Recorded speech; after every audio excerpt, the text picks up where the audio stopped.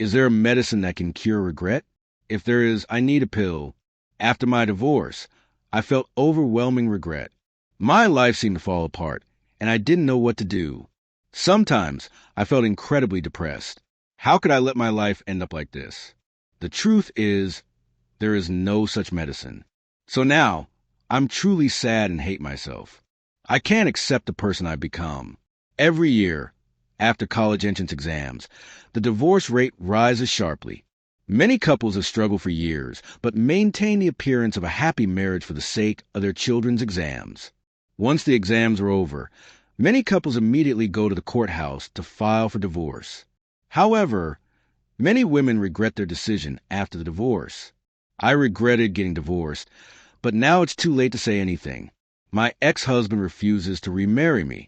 From my personal experience, women shouldn't divorce so easily. Over 90% of women regret their divorce afterward. She said that at the time. She was too stubborn and felt she had married the wrong person. She criticized everything her husband did and wanted to change him, never once considering her own flaws.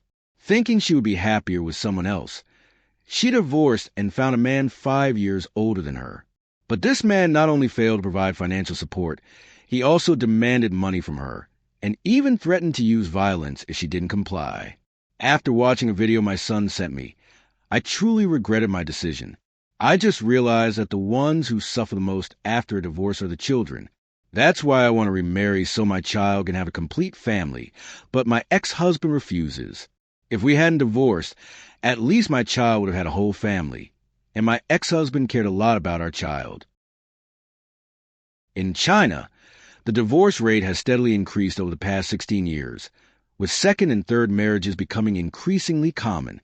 According to the latest data, about 3.5 million couples filed for divorce in 2024, while only around 6.1 million couples got married, indicating a sharp decline in marriages alongside a high divorce rate. A notable statistic is that approximately 70 to 74% of divorce cases are initiated by women. It is estimated that up to 80% of women regret their divorces and wish to remarry.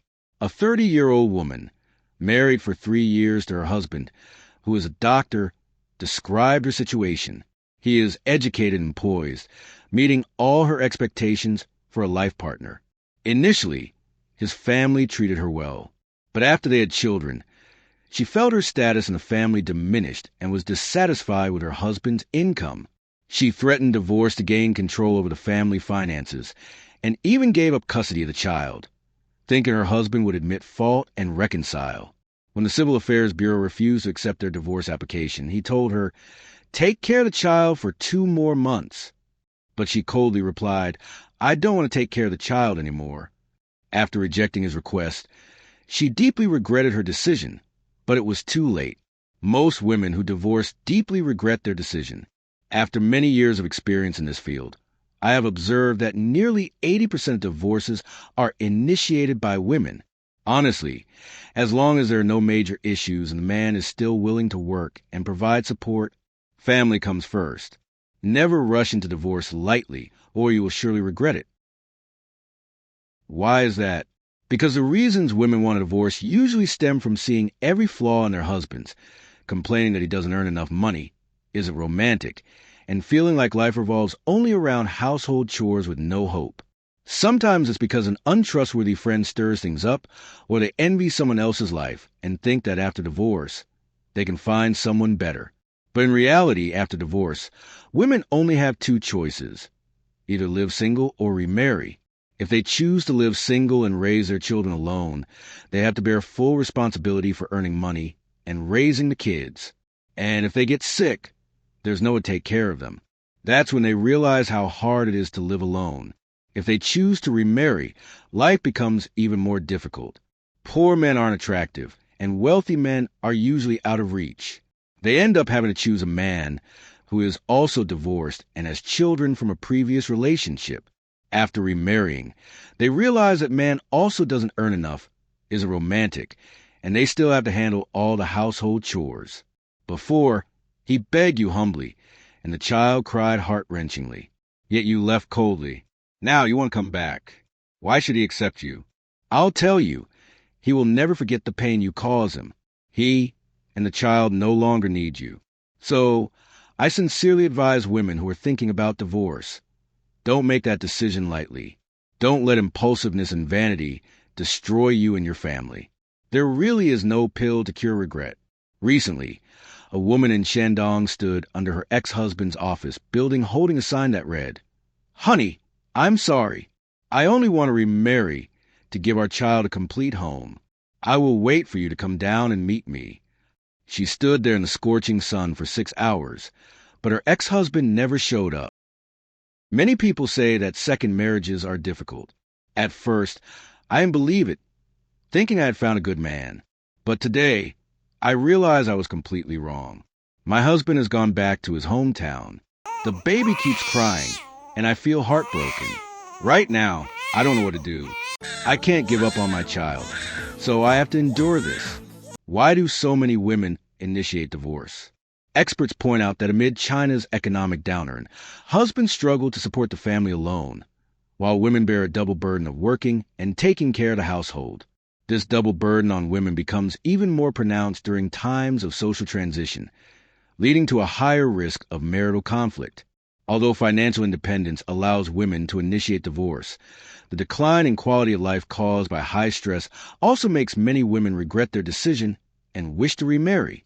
A lawyer explained, "Why is it that nowadays most divorce cases are initiated by women? Many men assume that women doing housework after marriage and having children is a given, but times have changed. Women today are more independent both emotionally and financially. Over the past decade, the rate of women buying homes and cars has increased by 20%, surpassing that of men. As a result, the traditional family structure has shifted. Think about it. Women can earn their own money and live well on their own. So why would they want to stay in a marriage with a man who doesn't appreciate or understand them? Financial difficulties increase stress within the family. Being away from family for long periods due to work leads to instability at home. More importantly, women today are relatively independent, strong, and capable of earning their own income. They don't rely on men for support and don't need to be married to survive. So naturally, they aren't afraid of divorce. The second reason is that many toxic positive sayings have distorted many women's perceptions of marriage and family. One vlogger explained, "In our country, the divorce rate has been rising continuously for 15 years. Behind this increase, certain encouraging phrases are believed to have played a toxic role. For example, the saying, 'A home is a place for love, not logic. If he loves you, don't talk about reason.' Men are the logical ones. If you don't want him to reason with you, then what else can he do?" Another phrase is, "A man who truly loves you will treat you like his daughter." To the women who say this, I want to ask, do you treat your husband the way you treat your father? Do you cry, get angry, and demand money for handbags and gifts from your father? Another harmful saying is, "A man who spends money on you doesn't necessarily love you, but a man who doesn't spend money on you definitely doesn't love you. Are you a commodity to be exchanged?" It's true that men need to bear financial responsibility in the family, but they shouldn't become moral hostages to women's unlimited demands. Whether a man spends money on you or not, you should be able to earn your own money. Don't just keep asking for handouts. The vlogger analyzes, one major reason why women today are proactively seeking divorce is betrayal. Can such behavior in marriage still be praised? Is it that a woman's betrayal is still blamed on the man? Who is the real victim here? Where does this reasoning come from? Yet many women believe it without question. That's why many people caught cheating still walk around with their heads held high, saying, "If you treated me well, I wouldn't have betrayed you." Many parents even say, "If you treated my daughter well, she wouldn't have looked for someone else." The vlogger concludes, the saddest thing is that many people continue to spread these ideas, poisoning others' minds. Has your conscience been eaten by dogs? I really don't understand today's internet. Those who speak the truth get censored and have their reach limited, while topics that make those who hurt others feel comfortable attract huge traffic. In traditional Chinese culture, marriage is based on mutual respect and equality, emphasizing harmony among people and responsibility. However, after the Chinese Communist Party came to power, they launched many social movements, especially the Cultural Revolution, which distorted people's ideological concepts. Traditional family ethics and sense of responsibility were affected, leading to the gradual weakening of the concept of marriage. The provinces with the lowest divorce rates are Tibet, Guizhou, Hunan, Gansu, and Shanghai. These are mostly inland provinces with strong traditional cultures, low population mobility, and conservative views on marriage. Tibet, in particular, has the lowest divorce rate in the country, only 1 per 1,000 people. Why is Tibet's divorce rate the lowest in the country? The main reason is that the concept of marriage in Tibetan culture is deeply influenced by family and religion. Both marriage and divorce require collective family decisions, which reduces impulsive divorces. The low divorce rate in Tibet is due to local social culture and an emphasis on traditional family values, along with religious beliefs. Tibetan Buddhism holds traditional views on marriage, valuing stability and longevity. Divorce is seen as shameful in Tibetan society and carries significant social pressure. Additionally, Tibetan social culture is relatively conservative, and the family is placed in an important position. The traditional family structure, along with deeply ingrained moral values, permeates Tibetan society. Moreover, the simple lifestyle and interpersonal relationships within Tibetan communities help couples better understand and support each other in daily life. A lovable person will be cherished by everyone, but when they are no longer as charming as before, you still love them and are willing to find the lovable qualities in them. That may be true love, and to achieve this, you need a tolerant heart. When you make mistakes, you hope others will forgive you.